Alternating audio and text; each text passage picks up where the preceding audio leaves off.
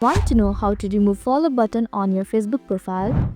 Removing the follow button on your Facebook profile can help you regain control over your privacy and manage who can interact with your post. Hello everyone, I'm Jasmine from Online Help Guide, and today I'll walk you through the process of how to remove follow button on your Facebook profile. It's pretty simple and quick, so let's get started with the video. Firstly, open the Facebook app on your screen. Now tap on the hamburger icon at the top right corner of your screen. Then tap on the Settings and Privacy option. Again tap on the Settings option. Likewise, scroll down to the Audience and Visibility section. Here tap on the Followers and Public Content option. Furthermore, at the top of your screen, you can see Who Can Follow Me option. Tap on it.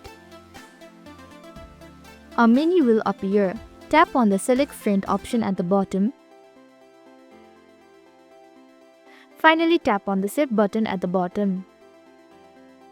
Similarly, follow the same procedure for all the available options shown in your screen.